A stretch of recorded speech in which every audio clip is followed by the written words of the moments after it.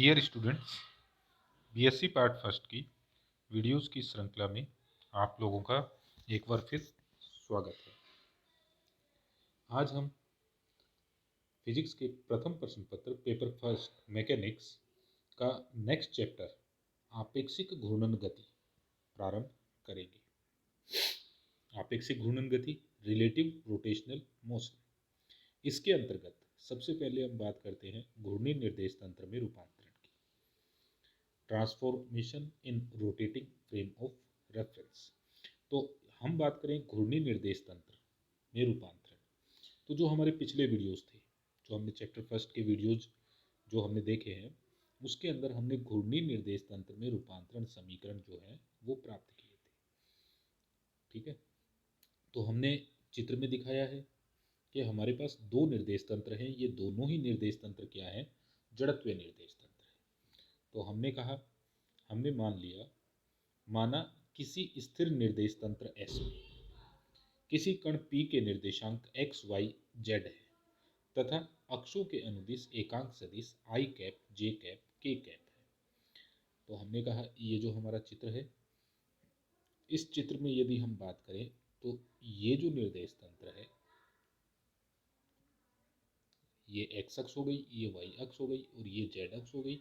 ये इसका मूल बिंदु O हो गया, ये मूल बिंदु O हो गया। हमने कहा x अक्ष के अनुदिश एकांक सदिश i कैप है, y अक्ष के अनुदिश j कैप और z अक्ष के अनुदिश जो एकांक सदिश है यूनिट वेक्टर वो k कैप है। हमने कंसीडर कर लिया कि किसी निर्देश तंत्र S, जो कि स्थिर निर्देश तंत्र है, निर्देश तंत्र S में किसी बिंदु P के निर्देशांक x, y और z है। हमने कहा बिंदु P का निर्देश तंत्र S के सापेक्ष स्थिति सदिश जो हो गया R इक्वल्स टू OP। तो जो हम स्थिति सदिश को डिफाइन करते हैं कि बिंदु जो कण है, कण की स्थिति को मूल बिंदु से मिलाने वाली रेखा, तो यहाँ मिलाने वाली रेखा कौन सी हो गई? OP। तो इसका स्थिति सदिश R equals to OP i cap x plus j cap y plus k cap z है। इसको हमने समीकरण नंबर 1 से डिनोट कर दिया। अब हमने कहा कोई अन्य निर्देश तंत्र R है, R जो कि हमारा घूर्णी निर्देश तंत्र है, जो घूर्णन कर रहा है। तो घूर्णन के लिए हमने इसको R से डिनोट किया, R फॉर रोटेशनल। एक अन्य निर्देश तंत्र R की कल्पना करते हैं जो S से प्रारंभ में t इक्वल्स टू 0 पर संपाती था तथा निर्देश तंत्र R निर्देश तंत्र S के सापेक्ष एक समान कोणीय वेग ओमेगा से घूर्णन कर रहा है। दोनों तंत्रों के मूल बिंदु एक ही स्थान पर संपाती रहते हैं। तो निर्देश तंत्र R जो है वो निर्देश तंत्र S के सापेक्ष इस प्रकार गति कर रहा है, घूर्णन गति कर रहा है कि इसका इन दोनों निर्देश तंत्रों के मूल बिंदु जो है वो संपाती रहते हैं। t सेकंड पश्चात प्रत्येक अक्ष theta equals to omega T कोण से घूम जाती है। तो हमने कहा अगर हमें प्रत्येक अक्ष का कोणीय विस्थापन निकालना है, तो हमने कहा कोणीय विस्थापन थीटा इक्वल्स टू कोणीय वेग इनटू समय। तो थीटा जो है वो किसके बराबर हो गया? ओमेगा टी के बराबर आ गया। तो हमारा जो एंगुलर डिस्प्लेसमेंट कोणीय विस्थापन theta equals to omega T कोण से घूम जाता है। इस स्थिति में यदि कण P के निर्देशांक निर्देश तंत्र में x dash, y dash, z dash है, जो कि हमने यहाँ चित्र में भी प्रदर्शित किया है, P के निर्देशांक x dash, y dash, z dash है। तो निर्देश तंत्र R में इसका स्थिति सदिश हमने डिनोट किया है R डैश से। तो R dash equals to OP equals to R dash equals to I cap dash x dash plus j cap dash y dash plus k cap dash z dash है। ठीक है, तो हमने कहा अब चूंकि जो ये हमारी x अक्ष है, निर्देश तंत्र R के लिए x अक्ष इस तरफ आ गई, तो दोनों एक ही दिशा में नहीं है, दोनों के मध्य कोण कितना है? थीटा है। इसलिए इनके जो एकांक सदिश आएंगे, यूनिट वेक्टर आएंगे, ये इन निर्देश तंत्र S तथा निर्देश तंत्र R के लिए अलग अलग होंगे। तो निर्देश तंत्र R के लिए हमने कंसीडर कर लिया कि i कैप डैश x अक्ष के अनुदिश, j cap dash y dash अक्ष के अनुदिश तथा k कैप डैश जो है वो z डैश अक्ष के अनुदिश एकांक सदिश है। तो स्थिति सदिश हमने लिखा है O P equals to R dash equals to I cap dash x dash plus J cap dash Y dash तथा K cap dash Z dash है। इसको हमने समीकरण नंबर 2 से डिनोट कर लिया। अब हम देखें यहाँ पर चित्र में हम कह रहे हैं R equals to O P तथा R dash equals to O P. तो इसका मतलब आर और आर डैश दोनों बराबर होने चाहिए। ये हमने लिखा है कण P की नियत स्थिति के लिए R equals to R dash. तो इसका मतलब R dash equals to I cap dash x dash plus J cap dash Y dash plus के cap dash Z dash equals to R. ये समीकरण नंबर 3 हो गई। जो हमारा पिछला वीडियो था उसके अंदर हमने घूर्णी निर्देश तंत्र में रूपांतरण समीकरण ज्ञात किए थे, तो उसी आधार पर हमने लिख लिया घूर्णी निर्देश तंत्र में रूपांतरण समीकरण X dash equals to X cos X dash X O X dash plus Y cos Y O X dash plus Z cos Z O X dash. अब हमने कहा एक्स ओ एक्स डैश क्या है, तो देखो कोस एक्स ओ एक्स डैश,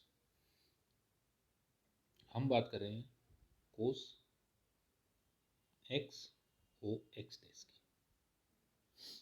ठीक है, हमने कहा एक्स अक्ष के अनुदिश एकांक सदिश आई कैप है डॉट एक्स डैश अक्ष के अनुदिश एकांक सदिश आई कैप डैश है। इसको हमने इनका अदिश गुणनफल डॉट प्रोडक्ट लिया, तो ये हो गया आई कैप का परिमाण आई कैप डैश का परिमाण इंटू कोस थीटा।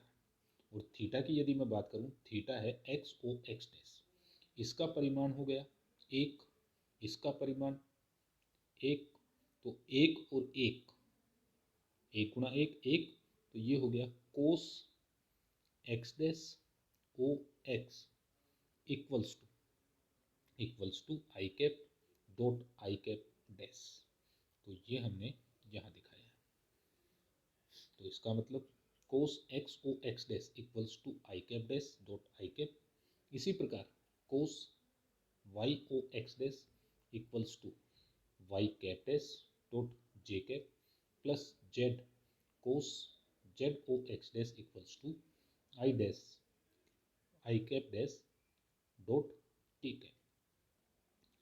तो यहाँ इस समीकरण में ये जो टर्म है इसको हमने कंसिडर कर लिया A11, इसको हमने कंसिडर कर लिया A22, इसको हमने कंसिडर कर लिया A13। तो इक्वेशन हो गई X dash equals to A11x plus A12y plus A13z। इसी प्रकार वाई डैश के लिए लिख सकते हैं Y dash equals to A21x plus A22y plus A23z तथा जेड अक्ष Z dash equals to A31x plus A32y plus A33z। तो इसे अगर ये जो समीकरण है, तीन समीकरण 1 2 3, इनको यदि हम मैट्रिक्स फॉर्म में लिख लें, मैट्रिक्स रूप में लिखने पर इसे समीकरण 4 के द्वारा व्यक्त किया जा सकता है। ये जो समीकरण 4 है, ये ऊपर जो हमने तीन इक्वेशन लिखी है इनको मैट्रिक्स फॉर्म में रिप्रेजेंट व्यक्त कर रही है। यह है दिक कोसाइन। तो A11 क्या था, A11 equals to cos X O X dash था, तो इसलिए हमने कहा है यह दिक कोसाइन मतलब डायरेक्शनल कोसाइन की मैट्रिक्स है तथा इसे घूर्णन मैट्रिक्स या रोटेशनल मैट्रिक्स कहते हैं। इस रूपांतरण में एक्स डैश ओ एक्स बराबर वाई डैश ओ वाई बराबर Z dash O Z equals to omega T. तो हमने चित्र में दिखाया है X dash O X dash sorry X O X dash Y O Y dash Z O Z dash equals to theta equals to omega T. अब हम बात करते हैं वेग रूपांतरण की। तो वेग रूपांतरण मतलब निर्देश तंत्र एस के सापेक्ष जड़त्वीय निर्देश तंत्र एस के सापेक्ष निर्देश तंत्र आर में वेग कितना आता है, तो वो हमें कैलकुलेट करना है। तो वेलोसिटी ट्रांसफॉर्मेशन की हम बात करें तो हमने कहा चूंकि तंत्र आर के घूर्णन से इसके अक्षों के अनुदिश एकांक सदिश आई cap J cap K cap भी बदल जाते हैं, इसलिए समीकरण 3 का समय t के सापेक्ष अवकलन करने पर, तो समीकरण 3 हमारी क्या है, ये हमारी समीकरण 3 हो गई। इसका विद रेस्पेक्ट टू टाइम हमने अवकलन कर लिया। तो जब हम इसका अवकलन करते हैं तो हम पाते हैं कि v equals to D R upon D T. ठीक है, तो ये हमारी समीकरण 3 थी। तो हमने इसका अवकलन किया तो ये हो गया D are upon D T, D are upon D T equals to V. V क्या है, निर्देश तंत्र एस में कण का वेग, तो v equals to D R upon D t. अब हमने इसका अवकलन किया तो पहले एकांक सदिश को रोकते हुए x dash Y dash Z dash का हमने अवकलन कर लिया। उसके बाद में x dash Y dash Z dash को रोकते हुए i cap dash j cap dash और के कैप डैश का हमने अवकलन कर लिया। तो इसे हमने समीकरण 5 से डिनोट कर दिया। तो हमारी समीकरण 5 हो गई, v equals to D R upon D T I cap dash D X dash upon D T plus J cap dash D Y dash upon D T plus के cap dash D Z dash upon D T plus X dash D I dash D I cap dash upon D T plus Y dash D J cap dash upon D T plus K plus Z dash D K cap dash upon D T. ये समीकरण number 5 हो गई, जो कि हमने यहाँ ये प्रदर्शित किया। हमने कहा यदि तंत्र एस में संकारक, ठीक है, जो अवकलज संकारक है डी अपॉन डी टी से व्यक्त किया है हमने, और आर जो कि घूर्णी निर्देश तंत्र है, आर घूर्णी निर्देश तंत्र में D dash upon D T से व्यक्त करें तो निर्देश तंत्र आर या घूर्णी निर्देश तंत्र आर में कण का वेग v dash equals to D dash R dash upon D T equals to D dash are upon D T equals to I cap dash D X dash upon D T plus J cap dash D Y dash upon D T plus के cap dash D Z dash upon D T. इसको हमने समीकरण 6 से denote किया। तो समीकरण 6 किसे represent कर रही है, समीकरण 6 रिप्रेजेंट कर रही है निर्देश तंत्र आर में कण के वेग को व्यक्त करती है। अब हमने कहा निर्देश तंत्र एस में कण का वेग, निर्देश तंत्र एस में कण का वेग, निर्देशांक है एक्स वाई जेड और एकांक सदिश है I cap J cap K cap. तो v equals to D R upon D T I cap D X upon D T plus J cap D Y upon D T plus के cap D Z upon D T. ये समीकरण 7 हो गई। तो समीकरण 7 निर्देश तंत्र एस में कण के वेग को व्यक्त कर रही है, और समीकरण 6 जो है वो घूर्णी निर्देश तंत्र आर में कण के वेग को व्यक्त करती है। अब हमें v तथा v डैश में संबंध स्थापित करना है। v निर्देश तंत्र s में कण का वेग, v डैश निर्देश तंत्र r में कण के वेग है। तो अब हम इन दोनों के मध्य संबंध रिलेशन जो है वो हमें स्टैब्लिश करना है, इनके मध्य संबंध स्थापित करना है। तो संबंध स्थापित करने के लिए हमें D I cap dash upon D T, D J dash cap upon D T तथा d k dash cap upon D T का मान ज्ञात करना है। तो इनका मान ज्ञात करने के लिए कोई एकांक परिमाण के सदिश ए पर विचार करते हैं। हमने कंसीडर कर लिया कि ए जो है वो कोई एकांक सदिश है जो आई cap dash j cap dash व के कैप डैश के सापेक्ष समान नियत कोणीय वेग ओमेगा से घूर्णन कर रहा है। ठीक है, चूंकि हमने कहा था कि हमारी तीनों अक्षें जो हैं वो क्या कर रही हैं, घूर्णन कर रही है। तो हमने कहा आई cap dash j cap dash व के कैप डैश के सापेक्ष समान नियत कोणीय वेग ओमेगा से घूर्णन कर रहा है। किसी समय टी पर सदिश ए घूर्णन वेग सदिश ओमेगा से थीटा कोण बनाता है। तो हमने ये चित्र में प्रदर्शित किया है। हमने कहा जो हमारा कोणीय वेग है इसकी डायरेक्शन हमने ये ली है, ये हमारा बिंदु O हो गया। ये वो सदिश है जो हमने कंसीडर किया है। ये जो A सदिश है ये कोणीय वेग ओमेगा से थीटा कोण बनाता है। माना समय t प्लस डी टी पर कण की स्थिति q डैश है, और हमने कंसीडर कर लिया किसी समय t पर कण की स्थिति q है, तो t प्लस डी टी समय पर कण की स्थिति बदलकर कितनी हो जाती है, q डैश हो जाती है। तथा स्थिति सदिश a plus D A dash a plus D A हो जाता है। तो हमने कहा कण जो है वो किसी समय t पर तो यहाँ था, यहाँ से चलकर ये कहाँ पहुँच गया, ये q डैश पर पहुँच गया किसी समय dt में। तो इसका स्थिति सदिश बदल कर कितना हो गया, a प्लस डी ए के बराबर। तो इसका मतलब चित्र में ये जो लेंथ है ये किसके बराबर हो गई, ये डी ए के बराबर हो गई। चित्रानुसार dt समय में कण में विस्थापन q डैश है, अर्थात सदिश डी ए होगा। यदि इस अंतराल में सदिश a का घूर्णन कोण d थीटा से हुआ है तो कण q के वर्तीय पथ पर त्रिज्य सदिश o डैश q का कोणीय विस्थापन q dash o dash q equals to d phi होगा। तो हमने कंसिडर कर लिया कि किसी समय अंतराल dt में, ठीक है, किसी समय अंतराल dt में कण का जो विस्थापन हुआ है q से लेकर q डैश तक, वो कोणीय विस्थापन हमारा कितना है, वो d थीटा है। ये जो d थीटा हमने यहाँ चित्र में प्रदर्शित किया है, ठीक है। तो अब हमने कहा ये जो o डैश q है, जब ये विस्थापन हुआ तो o डैश q जो है ये चलकर o डैश q डैश पर पहुंच जाएगी। ये विस्थापन हमने मान लिया कितना हुआ, d फाई हुआ। तो हमने कहा कण q के वर्तीय पथ पर, तो कण q का वर्तीय पथ कौन सा हो गया, कण q का वर्तीय पथ ये हो गया।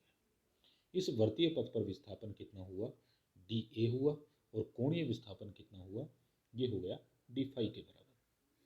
तो हमने कहा q के वर्तीय पथ पर त्रिज्य सदिश o dash q q dash q का कोण त्रिज्य सदिश o डैश q का कोणीय विस्थापन q dash o dash q equals to d phi होगा, जिससे q dash equals to D A equals to a sine theta d phi.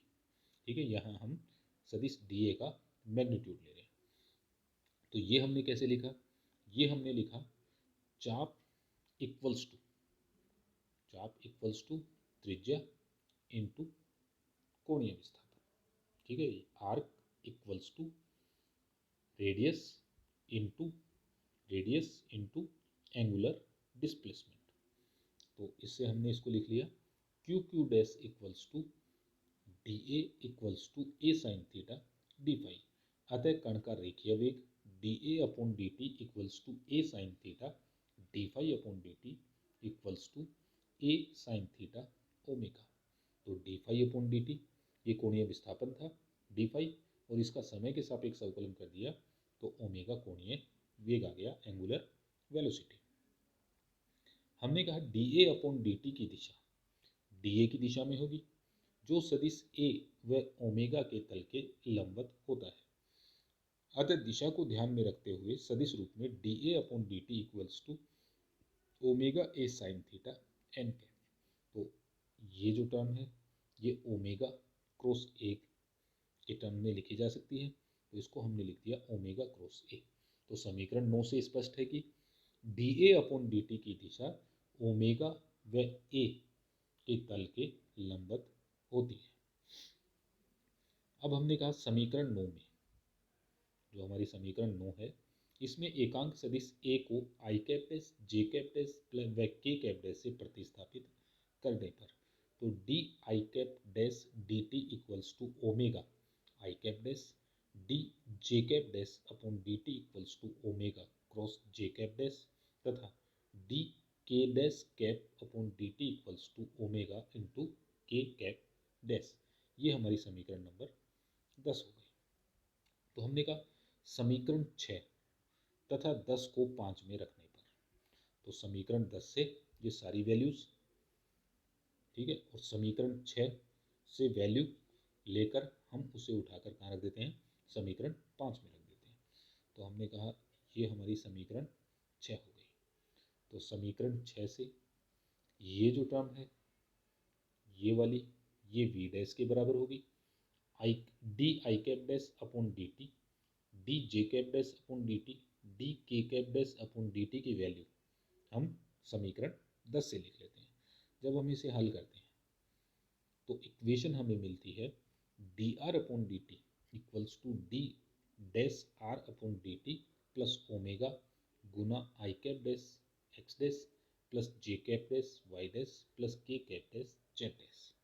ये term r dash के बराबर हुई, और चूंकि r dash equals to r है तो इसको हमने आर से डिनोट कर लिया। तो समीकरण हो गई v equals to v dash plus omega cross r. तो यहाँ से हमने निर्देश तंत्र आर डैश के लिए समीकरण लिखी v cap dash equals to v minus omega cross r, जो कि हमने समीकरण 11 से डिनोट किया ये इक्वेशन। तो समीकरण 11 घूर्णी निर्देश तंत्र आर में कण के वेग का रूपांतरण समीकरण कहलाता है। ठीक है, तो ये जो हमने समीकरण नंबर 11 लिखी है, ये समीकरण 11 निर्देश तंत्र आर या घूर्णी निर्देश तंत्र आर में कण के वेग का रूपांतरण समीकरण कहलाता है। किसके सापेक्ष? निर्देश तंत्र एस के सापेक्ष। तो रूपांतरण समीकरण हो गया v dash equals to v minus omega cross r. तो ये जो समीकरण नंबर 11 है ये हमें याद रखनी है। ठीक है, तो घूर्णी निर्देश तंत्र में वेग का रूपांतरण समीकरण हो गया v dash equals to v minus omega cross r. ये जो समीकरण 11 है इसको हम जो हमारे अगले वीडियोस हैं उनमें हम उपयोग करेंगे।